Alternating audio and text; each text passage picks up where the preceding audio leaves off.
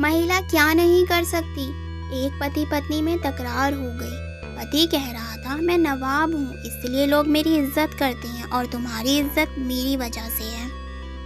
पत्नी कह रही थी, आपकी इज्जत मेरी वजह से है। मैं चाहूँ तो आपकी इज्जत 1 मिनट में बिगाड़ भी सकती हूँ और बना भी सकती हूँ।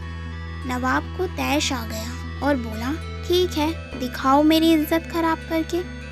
बात आई गई हो गई। नवाब के घर शाम को दोस्तों की महफिल जमी थी।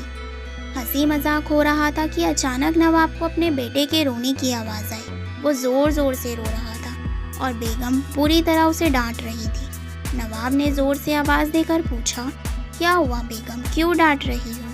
बेगम ने अंदर से कहा, देखिए ना आपका बेटा और खिचड़ी मांग रहा है जबकि उसका पेट भी भर चुका है। नवाब ने कहा, थोड़ी सी और दे दो।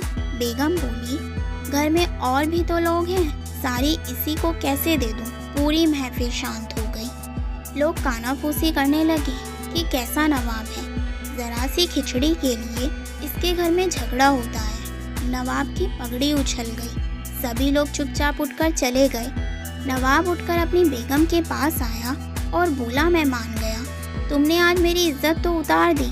लोग भी कैसी कैसी बातें कर रहे थे, अब तुम यही इज्जत वापस लाकर दिखाओ। बेगम बोली, इसमें कौन सी बड़ी बात है? आज जो लोग महफिल में थे उन्हें आप फिर किसी बहाने से निमंत्रण दीजिए। नवाब ने फिर से सबको बुलाया। बैठक और मौज मस्ती के बहाने सभी मित्रगण बैठे थे। हंसी मजाक चल रहा था कि फिर वही नवाब के बेटे की रोने की आवाज़ आई। नवाब ने आवाज़ देकर पूछा, बेगम क्या हुआ, क्यों रो रहा है हमारा बेटा? बेगम ने कहा, फिर वही खिचड़ी खाने की जिद कर रहा है। लोग फिर एक दूसरे का मुंह देखने लगे कि यार, एक मामूली खिचड़ी के लिए इस नवाब के घर पर रोज झगड़ा होता है। नवाब मुस्कुराते हुए बोला, अच्छा बेगम, एक काम करो, तुम खिचड़ी यहाँ लेकर आओ, हम खुद अपने हाथों से अपने बेटे को देंगे, वो मान जाएगा, और सभी मेहमानों को भी खिचड़ी खिलाओ। बेगम ने जवाब दिया, जी नवाब साहब। बेगम बैठक खाने में आ गई। पीछे नौकर खाने का सामान सर पर रखे आ रहा था। हंडिया नीचे रखी और अपने बेटे के साथ मेहमानों को भी खिचड़ी देना शुरू किया। नवाब के दोस्त हैरान। जो परोसा जा रहा था वो चावल की खिचड़ी तो कतई नहीं थी। उसमें खजूर, पिस्ता, काजू, बादाम, किशमिश, गरी इत्यादि मिलाकर बनाया हुआ सुस्वादिष्ट व्यंजन था।